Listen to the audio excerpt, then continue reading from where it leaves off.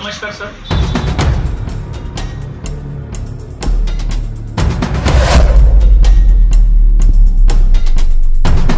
नमस्कार, आप देख रहे हैं हमारे YouTube चैनल। जैसा कि आप जानते हैं, हम खबरें वही दिखाते हैं जो बहुजनों के लिए बहुत ज़रूरी है। आज वर्तमान में महाराष्ट्र में विधानसभा के चुनाव होने वाले हैं और उसी विधानसभा के चुनाव को देखते हुए नागपुर में बहुत बड़ी भगदड़ मची हुई है। उसी भगदड़ को ध्यान में रखते हुए हमें एक विशेष जानकारी मिली। वो जानकारी जानने के लिए हम नागपुर में बहुजन मुक्ति पार्टी के प्रवक्ता है उनसे मिलने के लिए आए और उनसे वो जानकारी हासिल करना चाहते हैं कि नागपुर में एक्चुअली हो क्या रहा है और वो क्या जानकारी है जो इनके माध्यम से हम जानना चाहेंगे। तो सर, सबसे पहले आपका परिचय दीजिए। नमस्कार, मैं विक्की बेलखोड़े, बहुजन मुक्ति पार्टी पूर्व विदर्भ प्रभारी, और 2024 में मैं उम्मीदवार था नागपुर लोकसभा क्षेत्र से। सर, हमें ऐसा पता चला है कि नागपुर में जो कामगारों के लिए जो व्यवस्था है, जो सरकार की ओर से जो फायदे आते हैं, उसमें बहुत बड़ा घोटाला हुआ है। तो इसके बारे में आप सविस्तर जानकारी दीजिए। सबसे पहली बात तो यह है कि डॉक्टर बाबा साहेब आम्बेडकर जी ने जो कामगार कानून बनाए थे, उस कामगार कानून के तहत केंद्र सरकार हो या राज्य सरकार हो, इनको कुछ बाध्यताओं के आधार पर लोक कल्याणकारी योजनाओं का निर्माण करे, यह बाध्यताएं लगाई गई थी। इस माध्यम से जिस प्रकार से जो कंस्ट्रक्शन है, जैसा घर बनाने के लिए रेती, ईंट, सीमेंट, ये सब लगता है। और इतना ही नहीं तो बड़े बड़े जो बिल्डर्स होते हैं वह गवर्नमेंट को टैक्स देते हैं कुछ प्रतिशत के रूप में। तो वो सारा पैसा जमा होता है महाराष्ट्र शासन के पास में। तो यह पैसा जमा होने के बाद में संविधान के अधिकारों के माध्यम से बाध्य होकर वह जो पैसा है, शासन का पैसा, ये सरकार का पैसा नहीं है, यह जनता का पैसा जो शासन के पास में है, वह शासन का पैसा जनता को रिफंडेबल है, जनता तक पहुंचे, उनके बच्चों को अच्छा एजुकेशन मिले, उनको स्वास्थ्य सुविधाएं मिले, कामगारों को अगर एक्सीडेंटल कुछ हो जाता है तो उनको आर्थिक सहायता मिले, अगर उसकी मृत्यु हो जाती है तो उसको एक घर के परिवार के लोगों को अर्थ सहाय मिले। यह सारी योजनाएं निर्माण करनी होती थी। 2013 में महाराष्ट्र सरकार ने महाराष्ट्र इमारत व इतर बांधकाम कामगार कल्याणकारी मंडल मुंबई के नाम से एक मंडल स्थापित किया, जिसमें बड़ा फंड महाराष्ट्र की जनता का उसमें जमा होता था। तो यह जो योजना है, यह योजना कामगारों के बच्चों के लिए, उनके स्वास्थ्य के लिए, उनकी सुविधाओं के लिए यह बनाई गई थी। लेकिन इसका किसी भी प्रमाण से उचित जागरण कांग्रेस और बीजेपी इन लोगों ने नहीं करने के वजह से आज कामगारों ने जो रजिस्ट्रेशन करना चाहिए वह नहीं कर पाया।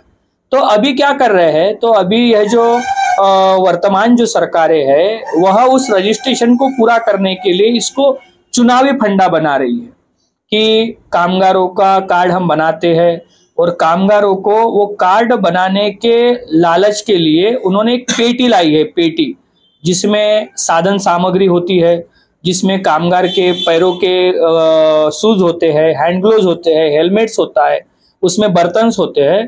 तो कामगारों को वो केवल मात्र ऑफलाइन रजिस्ट्रेशन करके वह पेटी देने का काम किया जा रहा है। लेकिन इसकी पूर्व शर्त है कि इसका रजिस्ट्रेशन यह ऑनलाइन होना चाहिए। अगर ऑनलाइन रजिस्ट्रेशन होता है तो वह कामगार के परिवार में कितने सदस्य हैं, उन सारे सदस्यों का उसमें डाटा होता है। अगर बच्चे पढ़ाई कर रहे हैं तो उनका स्कॉलरशिप लेने के लिए उनका बोनाफाइड सर्टिफिकेट होता है, लास्ट ईयर का मार्क लिस्ट होता है, और उसके बाद में कामगार का राशन कार्ड का जेरॉक्स लगाना होता है, और वो बैंक पासबुक में डीबीटी के माध्यम से वो फंड आता है। लेकिन वर्तमान में जो हम देख रहे हैं नागपुर में कि कुछ प्रस्थापित पार्टी यानी कि भारतीय जनता पार्टी बोल सकते हैं, उसके कुछ विधायकों के माध्यम से बड़े बड़े कैंप लगाए जा रहे हैं, और उस कैंप में कर्मचारियों के यानी कि कामगारों के केवल मात्र डॉक्यूमेंट लिए जा रहे हैं और ऑफलाइन उनका रजिस्ट्रेशन किया जा रहा है। उनको किसी भी प्रकार से ऑनलाइन न कोई महाराष्ट्र गवर्नमेंट से ओटीपी आता है, न कोई रजिस्ट्रेशन नंबर का कोई मैसेज आता है। और इसके बावजूद भी उनके कार्ड को एक्सेप्ट किया जा रहा है। और जब ऐसे कार्ड को हमने ऑनलाइन चेक किया तो केवल मात्र वह कामगार का ही आधार कार्ड और उसका जो आईडी प्रूफ है वो है, लेकिन उसके बच्चों का और उसके किसी भी परिवार के सदस्य का नहीं है। तो इसके पीछे क्या साजिश है कि कल्याणकारी मंडल के माध्यम से उनके बच्चों के लिए जो आर्थिक सहायता निधि है वह निधि को हड़प कर चुनाव में बड़े प्रमाण में वही पैसा जनता को मूर्ख बनाने के लिए लगाने का यह षड्यंत्र है। यानी कोई अगर बांधकाम है उसके हिस्से में अगर 1 लाख रुपए का निधि होगा, जैसा पहली से लेकर तो 7वीं क्लास तक 2,500 रुपए का स्कॉलरशिप है, 8वीं 9वीं 10वीं के लिए 5,000 का स्कॉलरशिप है, 11वीं 12वीं के लिए 10,000 का है, 12वीं के बाद में ग्रेजुएशन के लिए 15,000 का स्कॉलरशिप है, इंजीनियरिंग अगर बेटा या बेटी करती है तो उसको 60,000 रुपए का स्कॉलरशिप है, मेडिकल इंस्टीट्यूट में अगर एडमिशन करते हैं 1 लाख रुपए का स्कॉलरशिप है, एक्सीडेंटल कुछ हो जाता है 2 लाख रुपए का क्लेम है, डेथ हो जाती है 5 लाख का क्लेम है। यानी कामगार का अगर उचित रजिस्ट्रेशन अगर किया जाएगा तो यह सारी सुविधा का लाभ उसको मिल सकता है। लेकिन चुनावी फंडे के आधार पर लोगों को मूर्ख बनाने के लिए यह ऑफलाइन रजिस्ट्रेशन करवा रहे हैं और उसको केवल मात्र एक पेटी 10,000 रुपए की दे रहे हैं, तो उसके बच्चों के हिस्से का जो सारा पैसा है, लोक कल्याणकारी जो फंड है उसके हिस्से का, वह हड़पने का काम यह इस माध्यम से, यह प्रस्तापित पार्टियों के माध्यम से किया जा रहा है। सर, सवाल महत्वपूर्ण है। आप जो बता रहे हैं इसका कोई आधार है, कोई एविडेंस है कि इस तरह से हो रहा है? इसका बिल्कुल आधार है। हमने हमारे क्षेत्र के कुछ कामगारों को हमने बुलाया, उनका इन्वेस्टिगेशन किया, तो उन लोगों ने कहा कि हमने 2 साल पहले कार्ड दिए थे जी, और 2 साल पहले हमने डॉक्यूमेंट दिए थे कि हमारे ठिये के ऊपर में कोई व्यक्ति आया था, उसने हमारे घर के लोगों का आधार कार्ड मांगा, उसने फोटो मांगा और हमने उसको दिया मोबाइल नंबर के साथ में, लेकिन उसको 2 से 3 साल निकल चुके हैं और अभी हमें यह कार्ड बनाना है, इसका थोड़ा सा आप चेक करो। तो वह चेक करने के बाद में समझ में आया कि अभी 8 दिन पहले उसका कार्ड बना हुआ है और उसके कार्ड पर केवल मात्र उसी का ही नाम है और 90 दिन का जो कामगारों का जो सर्टिफिकेट लगता है बांधकाम कामगारों का, वो सर्टिफिकेट नहीं जोड़ा गया है। इसका मतलब कहीं ना कहीं प्रस्तापित पार्टियों के जो विधायक है उनका प्रशासन के लोग जो है, शासन के जो लोग है, उनके साथ में कुछ तालमेल होगा और उसके माध्यम से वो लिस्ट जो दी गई है उसको पास आउट करके यह सारा वो काम कर रहे होंगे। तो अभी वो साइट बंद है, नहीं तो हमने आपके इस चैनल के माध्यम से लाइव यहाँ पर दिखाया होता कि किस प्रकार से वह धोखाधड़ी की जा रही है। तो सर, अभी आपके पास कुछ लोगों ने रजिस्ट्रेशन करवाया है? कितने लोगों ने रजिस्ट्रेशन? हमने अभी तक लगभग 100 से अधिक लोगों का रजिस्ट्रेशन करवाया है और उनका सारा ऑनलाइन करवाया है और ऑनलाइन करवाने के बाद में अपडेट में रहता है। यानी ऑनलाइन रजिस्ट्रेशन करवाने के बाद में 2 महीने 3 महीने लग रहे हैं, लेकिन ऑफलाइन में लिए हुए लोगों को कोई ओटीपी नहीं है और कोई रजिस्ट्रेशन नंबर का ओटीपी मैसेज नहीं आता है। उनके स्टेटस देखेंगे तो एक्सेप्ट कर दिए जा रहे हैं। तो यह कहीं ना कहीं भेदभाव यह शासन के लोगों के माध्यम से जनता के साथ में किया जा रहा है, प्रस्तापित पार्टियों के इशारों पर काम करने के लिए। तो सर, हमारे चैनल के माध्यम से आप जो हमारा बहुजन वर्ग है, जो मजदूर वर्ग है, उनको क्या संदेश देना चाहेंगे? जो सरकारी योजना है महाराष्ट्र सरकार की ओर से, जो इमारत बांधकाम कल्याणकारी मंडल, इनकी ओर से जो योजनाएं दी जा रही है और इसका लाभ पूरी तरह से हमारे मजदूरों को मिलना चाहिए, तो उसके लिए क्या संदेश देना चाहेंगे? इसके लिए एक महत्वपूर्ण यह बात है कि हमारे मजदूरों का कोई संगठित संगठन नहीं है, क्योंकि वर्तमान जो व्यवस्था है और वर्तमान में जो शासन प्रशासन व्यवस्था है यह संगठित लोगों का काम करने का काम कर रही है और हमारा जो कामगार होता है वो असंगठित है।